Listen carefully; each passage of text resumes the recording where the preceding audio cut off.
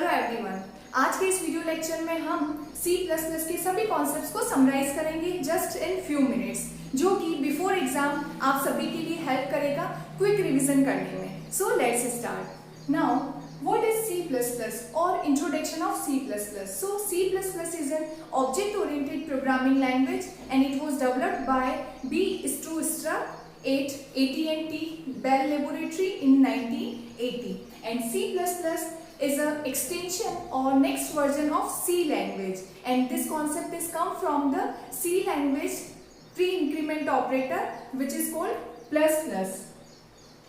Increment operator plus plus. So C++ is an object-oriented programming language. Now, why we need C++? So before C++ we use C language, and C language was a procedural-oriented programming language, and it focused only on the function and very little attention to the data. And C language is not used or not suitable for the real world problem, and it follows top-down approach. So to solve all these problems we need other language, and for this we introduce the next concept, C++. So by this reason we need C++ language. Now so C++ is an object-oriented programming language, and it focuses on data as well as the functions, and it follows the concept of bottom-up approach. Now, the applications of C++, so real-time applications, CAD systems, then AI, artificial intelligence, expert system, or decision support system, expert system, or CAD system, etc. Now, then next is the basic concepts of OOPS, or we can say that principles of OOPS. So mainly we have 6 principles: object, class, encapsulation, abstraction, inheritance, and polymorphism. So the first one is object. Object is a real world entity like person, place, thing, anything. Okay, so object is a real world entity that have characteristics and behavior. For example, student. So student is a object, and इसके characteristics क्या होंगे? Name, class, roll number, address, phone number, etc. Means these are the properties, and इसका behaviour क्या होगा? Means इसका कोई function होगा, तो फंक्शन क्या होगा आपका? लाइक आपने एवरेज फाइंड किया या परसेंटेज फाइंड किए, सो this is the behaviour. So everything has that have a characteristics and behavior, it means it's a object. So we can say that object is a instance of class, और हम कह सकते हैं कि object क्या होता है? वेरिएबल होता है, और object हमेशा मेमोरी में स्पेस ऑक्यूपाई करेगा. Then the next one is the class, and class is a user defined data type, or it's a combination of data and functions together into a single unit, or we can say that class is a blueprint or template for the object, or it is a combination of objects of the similar type. So this is the class, and class is a user defined data type, और object क्या होगा आपका? is a variable. Then next is the encapsulation. Encapsulation means क्या होता है? Binding of data and function into a single unit is called encapsulation. And then next is the abstraction. Abstraction means क्या होता है? Hiding. So hide the internal and background details from the user and show or represent only the essential features or properties to the user. So this is the abstraction. Then next is the inheritance. Inheritance means क्या होता है? It allows the reusability concept. Means object of one class acquire the properties of object of another class. So एक class से हम दूसरी class को यदि हमें डिराइव करना है या उसके कुछ फीचर्स को हमें डायरेक्टली यूज करके दूसरी क्लास क्रिएट करनी है, then we can use inheritance. And the last one is the polymorphism. Polymorphism means क्या होता है? Ability to take more than one thing. Means एक ही कोई चीज है आपके पास में, सिंगल है, और उसकी मल्टीपल यूजेस हैं, देन ये क्या होगा? पॉलीमॉर्फिज्म, और it is achieve by the overloading. Please video के लास्ट तक देखिएगा, क्योंकि वीडियो के एंड में मैंने कुछ इंपॉर्टेंट क्वेश्चंस एंड आंसर्स आपके साथ शेयर किए हैं. So please keep watching till the end. Now the next concept is, इसमें हम यूज करते हैं सी आउट, सी इन, एंडल और setw. Cout is a object of iostream class, and it is use for printing the message और printing the value of any variable. और cout के लिए हम यूज करते हैं इंसर्शन ऑपरेटर। इंसर्शन ऑपरेटर ये left shift operator होता है जो सी आउट में यूज होगा। Then next is the cin. Cin क्या है? ऑब्जेक्ट ऑफ आईओस्ट्रीम क्लास, जो क्या करेगा? Reading the value from the user और taking the input from the input और आउटपुट डिवाइसेस। और इसके लिए हम यूज करते हैं एक्सट्रैक्शन ऑपरेटर। और सी आउट और सी इन दोनों को ही हम बोलते हैं C++ स्टेटमेंट्स। और इन दोनों में हम यूज कर सकते हैं कैस्केडिंग। कैस्केडिंग क्या होता है? जब एक सिंगल लाइन में हम मल्टीपल इंसर्शन और एक्सट्रैक्शन ऑपरेटर्स का यूज करते हैं तो वो होता है आपका कैस्केडिंग। तो कैस्केडिंग आपका सी आउट और सी इन दोनों में ही अलाउ होता है। देन नेक्स्ट आता है आपका एंड एल और सेट डब्ल्यू। एंड एल और सेट डब्ल्यू दोनों ही आपके मैनिपुलेटर्स होते हैं। एंड एल का यूज होता है प्रिंटिंग द न्यू लाइन और सेट डब्ल्यू का यूज होता है set the width of a variable और set the space between two variables. So ये दोनों क्या होते हैं? आपके मैनिपुलेटर्स होते हैं। Then next is the scope resolution operator. और स्कोप रिजोल्यूशन ऑपरेटर का सिंबल होता है 2 टाइम्स कॉलन। और इसका मेन पर्पस होता है, मेनली इसे 2 पर्पस के लिए हम यूज करते हैं। फर्स्ट पर्पस होता है आपका, यदि आपका लोकल वेरिएबल और ग्लोबल वेरिएबल दोनों का नेम सेम है और उन्हें यदि दोनों को आपको एक्सेस करना है तो हर टाइम लोकल वेरिएबल एक्सेस होता है। तो हम ग्लोबल वेरिएबल हमें यदि एक्सेस करना है तो हम क्या करेंगे? उस वेरिएबल नेम के आगे स्कोप रिजोल्यूशन लगा देंगे। तो उससे हम क्या कर सकते हैं? ग्लोबल वेरिएबल को भी इजीली डायरेक्टली एक्सेस कर सकते हैं। देन आपका सेकेंड यूज आता है कि मेंबर फंक्शंस ऑफ क्लास को आउटसाइड द क्लास डिफाइन करने के लिए हम स्कोप रिजोल्यूशन ऑपरेटर यूज करते हैं, क्योंकि ये क्या करेगा? ये बताएगा कि ये कोई फंक्शन किस क्लास से बिलोंग कर रहा है। तो बिलोंगिंग के लिए हम again scope resolution operator use करते हैं। Now the next one is the reference variable. Reference variable क्या होता है कि ये जस्ट आपको प्रोवाइड करता है ऑल्टरनेटिव नेम और alias for any variable. Means it is used to provide the alternative names to the other variable. और इसे हम क्यों यूज करते हैं? जब भी हमें कोई कॉम्प्लेक्स वेरिएबल आपने यूज किया है तो उसको बार बार यदि आपका यूज आ रहा है तो उसे छोटा स्मॉल नेम देने के लिए हम रेफरेंस वेरिएबल यूज करेंगे। सपोज आपने लिखा इंट ए और इस ए वेरिएबल को आपको कोई दूसरा नेम देना है तो हम क्या लिख लेंगे? सपोज मुझे बी देना है तो int ampersand B equal to A कर देंगे। मतलब ए का अब हमारा एलियास क्या हो गया? बी। तो अब हम हर जगह क्या यूज करेंगे? बी। तो जो भी चेंजेस हम बी में करेंगे वो सारे चेंजेस आपके ए में शो होंगे।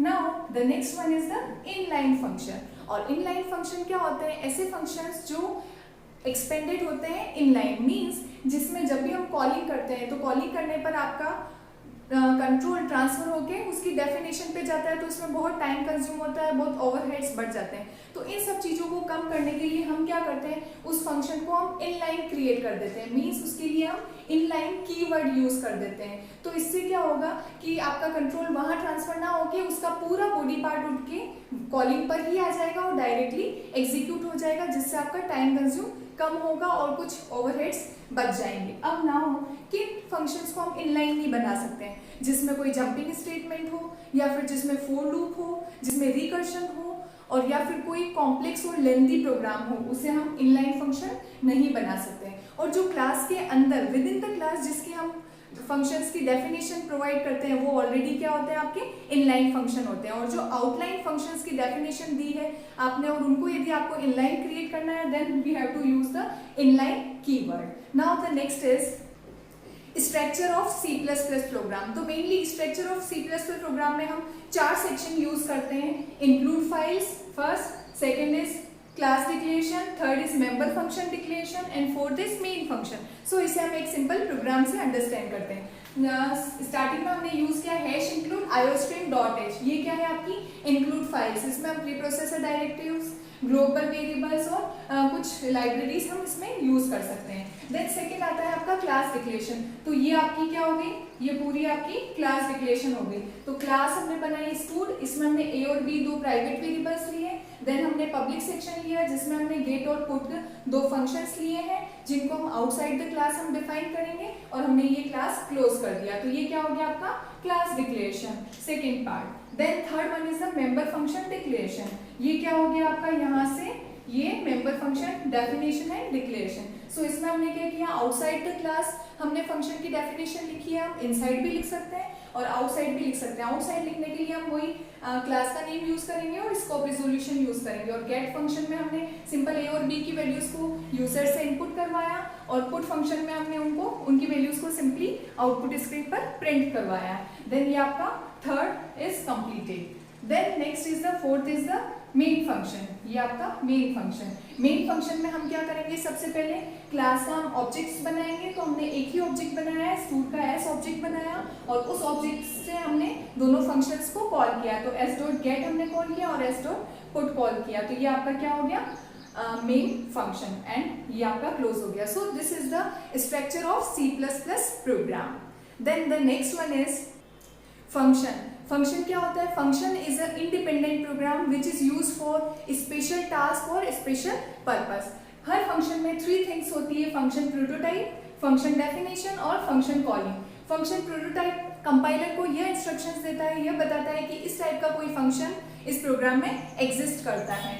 Then the next is function definition. Function definition independent block of code होता है जिसमें पूरे फंक्शंस की सारी वर्किंग लिखी जाती है। Then the next is function calling. Function calling function को कॉल करने के लिए यूज किया जाता है जिसमें कंट्रोल फंक्शन कॉलिंग से ट्रांसफर होके डेफिनेशन पर जाता है। और फंक्शन कॉलिंग हम 2 टाइप से कर सकते हैं, कॉल बाय वैल्यू और कॉल बाय रेफरेंस। मेनली इन दोनों के बीच में डिफरेंस पूछा जाता है। तो कॉल बाय वैल्यू और कॉल बाय रेफरेंस में ये डिफरेंस है कि कॉल बाय वैल्यू में हम सिंपल कॉपी पास करते हैं, वेरिएबल की कॉपी पास करते हैं और वैल्यूज पास करते हैं, जबकि कॉल बाय रेफरेंस में हम एड्रेस पास करते हैं। First difference. Then second difference, call by value केवल सिंगल एक वैल्यू रिटर्न करता है, जबकि call by reference multiple values return कर सकता है। Then the third difference is call by value करने से जो भी फंक्शन में वेरिएबल्स में चेंजेस होते हैं वो ओरिजिनल फंक्शन में रिफ्लेक्ट नहीं होते हैं, जबकि कॉल बाय रेफरेंस से वो उनमें चेंजेस जो है वो ओरिजिनल फंक्शंस में भी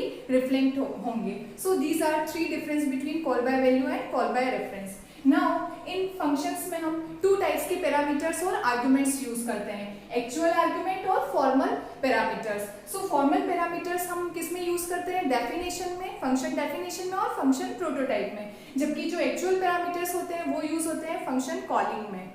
then the next one is while and do while. Mainly इन दोनों के बीच में भी डिफरेंस पूछा जाता है। तो व्हाइल क्या होता है, एंट्री कंट्रोल लूप होता है, जबकि डू व्हाइल आपका एग्जिट कंट्रोल लूप होता है। व्हाइल में कंडीशन स्टार्टिंग में चेक होती है, जबकि डू व्हाइल में कंडीशन लास्ट में चेक होती है। और व्हाइल में जब कंडीशन फॉल्स है तो वो उसी टाइम पे एग्जिट कर जाएगा, और जबकि डू व्हाइल में कंडीशन यदि फॉल्स भी है तो वो एटलीस्ट 1 टाइम तो एग्जीक्यूट होगा ही। So these are 3 differences between while and do while. Now the next one is memory management operator और डायनेमिक मेमोरी एलोकेशन। तो C++ लैंग्वेज में हम 2 ऑपरेटर्स यूज करते हैं विच इज कॉल्ड न्यू और डिलीट ऑपरेटर, जबकि C लैंग्वेज में हम 4 ऑपरेटर्स यूज करते थे, मैलोक, कैलोक, फ्री और रीएलोक। सो इनके बीच में भी डिफरेंसेस पूछे जाते हैं। तो न्यू और डिलीट ऑपरेटर का सिंटेक्स बहुत ही इजी होता है, जबकि मैलोक और कैलोक का सिंटेक्स बहुत कॉम्प्लिकेटेड होता है first. Then second is new और डिलीट ऑपरेटर में टाइप कास्टिंग की रिक्वायरमेंट नहीं होती है, जबकि मैलोक और कैलोक में हमें टाइप कास्टिंग करना होता है। सो न्यू और delete operator easy to use होते हैं, इजी टू लर्न होते हैं और इसका सिंटेक्स भी बहुत इजी होता है, जबकि मैलोक और कैलोक का सिंटेक्स बहुत कॉम्प्लिकेटेड होता है। Then the next one is type casting. Type casting means क्या होता है कि एक डेटा टाइप से दूसरे डेटा टाइप में चेंज करना, और टाइप कास्टिंग 2 टाइप से हो सकता है, इम्प्लिसिट और एक्सप्लिसिट। इम्प्लिसिट मीन्स जो ऑटोमेटिकली लोअर डेटा टाइप से हायर डेटा टाइप में कन्वर्ट होता है, वो आपका इम्प्लिसिट। और एक्सप्लिसिट मीन्स जिसमें फोर्सफुली कन्वर्ट किया जाता है, और कन्वर्ट किसको करेंगे, हायर डेटा टाइप से यदि हमें लोअर में चेंज करना है डेटा टाइप में तो हम एक्सप्लिसिट यूज करेंगे। और इसका सिंपल सिंटेक्स होगा डेटा टाइप और कोई भी एक्सप्रेशन जिसको हमें चेंज करना है, तो ये क्या हो जाएगा आपका एक्सप्लिसिट टाइप कास्टिंग, और इसे हम टाइप कन्वर्जन भी बोलते हैं। Now the next topic is static data members. वो मेंबर्स होते हैं जिनके आगे स्टैटिक कीवर्ड यूज होता है और जिनका life time throughout the program रहता है। मीन्स ये हमेशा प्रीवियस वैल्यू को स्टोर करके या फिर उस प्रीवियस वैल्यू को रिटेन करके रखता है पूरे प्रोग्राम में। फंक्शन क्लोज होने के बाद भी उसकी वैल्यूज रिटेन रहती है जब तक कि प्रोग्राम एंड नहीं हो जाता। और स्टैटिक डेटा मेंबर्स की जो बाय डिफॉल्ट वैल्यू होती है वो हमेशा 0 होती है, और स्टैटिक डेटा मेंबर्स हमेशा उनको एक ऑब्जेक्ट या मल्टीपल ऑब्जेक्ट्स हमेशा एक ही कॉपी स्टैटिक डेटा मेंबर्स की शेयर करके या फिर क्रिएट करके रखते हैं। Then the next is static member functions. Static member functions वो मेंबर फंक्शंस होते हैं जिनके आगे स्टैटिक कीवर्ड लगा होता है और जो केवल स्टैटिक डेटा मेंबर्स को ही एक्सेस कर सकते हैं। सो इन दोनों की मेनली प्रॉपर्टीज होती है कि फर्स्ट प्रॉपर्टी होती है कि इनकी बाय डिफॉल्ट वैल्यू 0 होती है। सेकेंड प्रॉपर्टी होती है कि ये प्रीवियस वैल्यू को स्टोर या रिटेन करके रखते हैं। थर्ड प्रॉपर्टी होती है कि इन्हें री इनिशियलाइज नहीं करना होता है।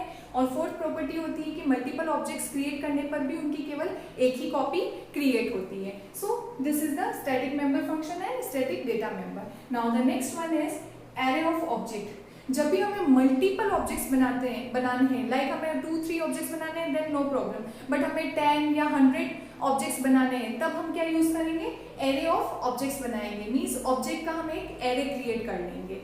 Then the next one is friend function.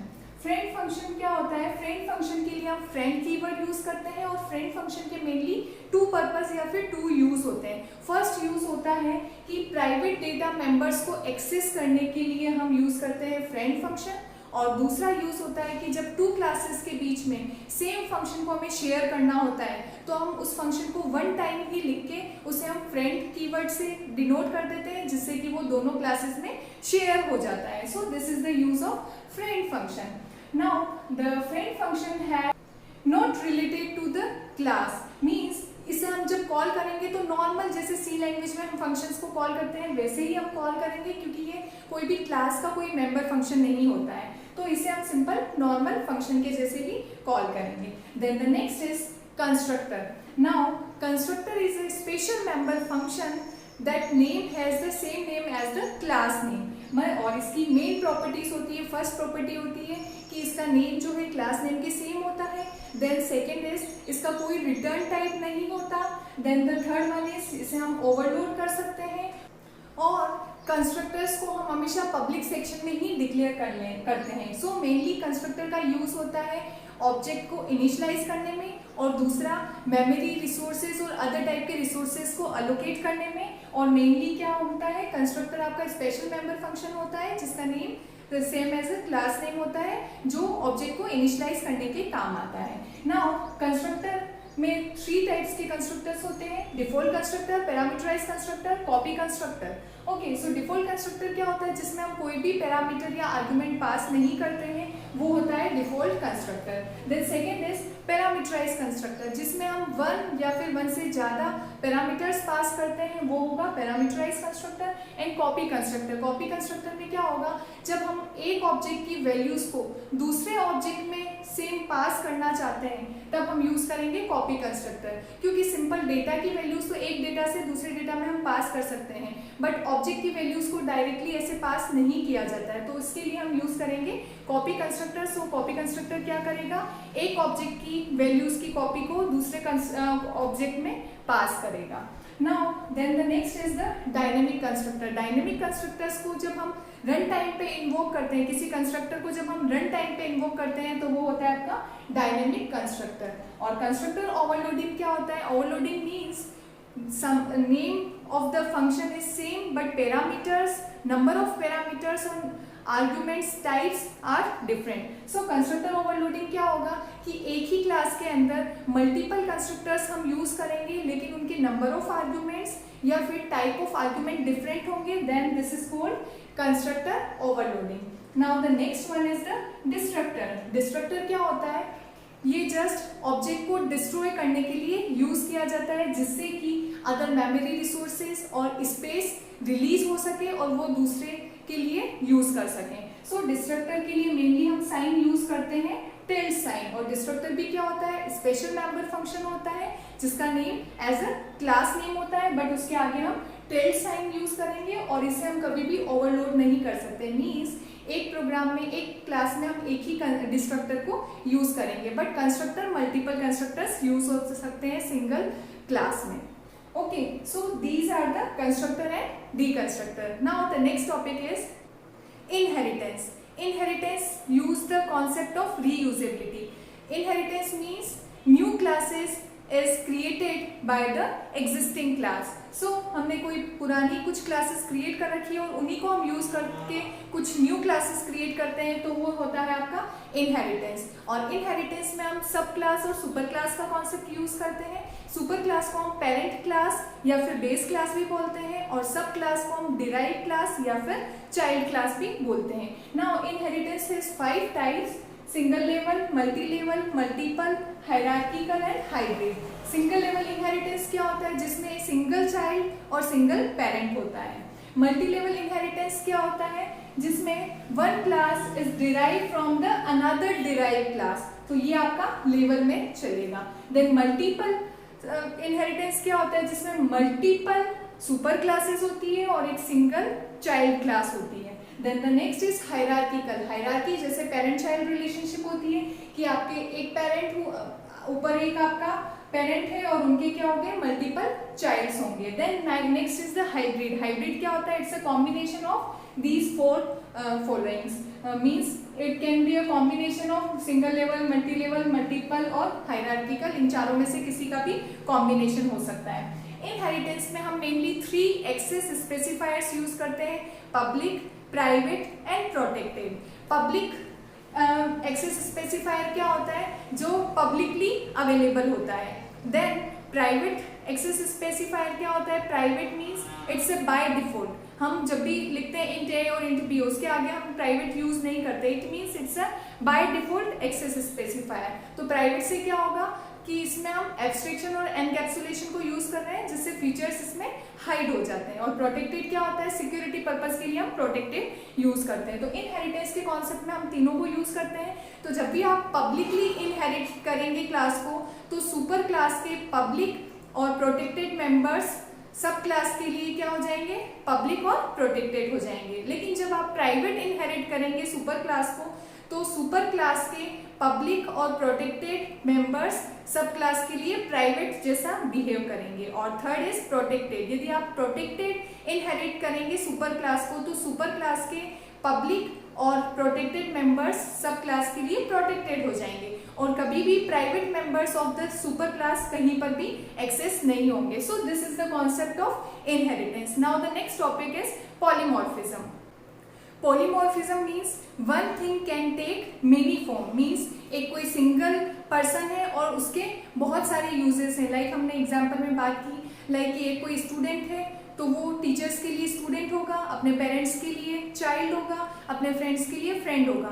तो वो केवल एक ही पर्सन है लेकिन उसके मल्टीपल यूज है। इसी तरह से हम ऑपरेटर्स की भी बात कर सकते हैं कि प्लस ऑपरेटर को हम यूज करते हैं, कॉन्केटनेशन के लिए भी यूज करते हैं, या फिर हम उसको एडिशन के लिए भी यूज कर सकते हैं। मीन्स एक सिंगल ऑपरेटर है लेकिन उसके मल्टीपल यूज है। सो this is the concept of polymorphism. Polymorphism 2 type का होता है, स्टैटिक और डायनेमिक। स्टैटिक पॉलीमॉर्फिज्म को हम बोलते हैं कंपाइल टाइम पॉलीमॉर्फिज्म, जो कि कंपाइल टाइम पे यूज होता है। और dynamic polymorphism means it's a run time polymorphism. जो पॉलीमॉर्फिज्म रन टाइम पे इन्वॉल्व होता है उसे हम बोलते हैं रन टाइम या फिर डायनेमिक पॉलीमॉर्फिज्म। स्टैटिक पॉलीमॉर्फिज्म को हम अचीव करते हैं फंक्शन ओवरलोडिंग और ऑपरेटर ओवरलोडिंग के थ्रू, और डायनेमिक को हम अचीव करते हैं by the virtual function. So function overloading. Function overloading क्या होता है? जब किसी प्रोग्राम में एक फंक्शन सेम फंक्शन यूज किया जाता है मल्टीपल टाइम्स, बट उसके नंबर ऑफ पैरामीटर्स या types of parameter is different. Means एक फंक्शन हमने लिया, suppose get function. Get function को हमने यूज किया सिंपल ऐसे विदाउट पैरामीटर्स। देन सेकेंड हमने यूज किया जिसमें मैंने एक पैरामीटर पास किया। देन थर्ड मैंने यूज किया कि एक पैरामीटर पास किया बट वो फ्लोट टाइप का पास कर दिया। सो this is the function overloading. Function name is same but parameters या number of arguments are different. Then the second is operator overloading. Operator overloading में हम operator कीवर्ड का use करते हैं और इसका यूज हम इसलिए करते हैं ताकि हम किसी भी ऑपरेटर को मल्टीपल डेफिनेशन दे सकें। और किन किन ऑपरेटर्स को हम ओवरलोड नहीं कर सकते?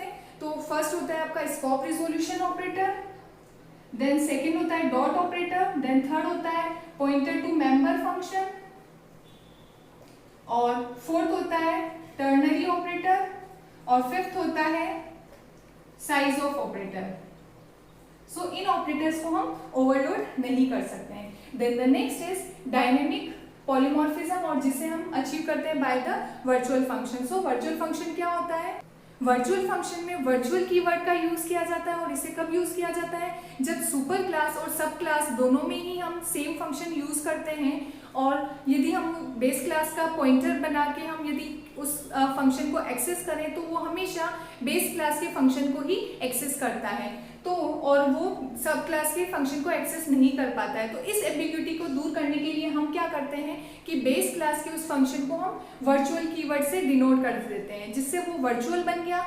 नाउ अब जब भी हम बेस क्लास का पॉइंटर बनाएंगे और उससे जिस पॉइंटर से हम एक्सेस करेंगे, लाइक या तो आप बेस क्लास से करेंगे या फिर सब क्लास से करेंगे, तो जिससे भी करेंगे तो उससे रिलेटेड फंक्शन आपको एक्सेस होगा। तो मेनली हम वर्चुअल फंक्शन यूज करते हैं इस एम्बिग्युइटी को रिमूव करने के लिए। नाउ वर्चुअल फंक्शन जैसे ही हम एक और यूज करते हैं pure virtual function. Pure virtual function क्या होता है? जिसकी कोई डेफिनेशन नहीं होती है या फिर वो स्टार्टिंग में जब हम उसे डिक्लेयर करते हैं तो वो इक्वल टू 0 से इनिशियलाइज होता है। और वर्चुअल फंक्शन में हम यूज करते हैं वर्चुअल वॉइड कोई भी फंक्शन नेम और इक्वल टू 0। इट मीन्स अब ये क्या हो गया? आपका वर्चुअल फंक्शन हो गया और प्योर वर्चुअल फंक्शन हो गया। और प्योर वर्चुअल फंक्शन हमेशा बेस क्लास में डिक्लेयर होता है बट उसकी डेफिनेशन वहां डिफाइन नहीं होती है, डेफिनेशन उसकी outside the base class define होती है। सो this is the pure virtual function. Now the next one is nesting of classes. Means एक क्लास के अंदर यदि हम दूसरी क्लास को डिक्लेयर या डिफाइन करते हैं तो वो होता है आपका nesting of classes. So these are the major और ब्रॉड कॉन्सेप्ट्स ऑफ C++ जो मेनली आपके एग्जाम्स में पूछे जाते हैं। तो हमने ट्राई किया है कि आपके सारे कंफ्यूजन क्लियर हो। हमने इसमें डिफरेंसेस और सारे कॉन्सेप्ट्स को शॉर्ट में डिफाइन किया है जिससे कि आपको एग्जाम में आप डायरेक्टली उसे रिवाइज कर सकते हैं। Thank you.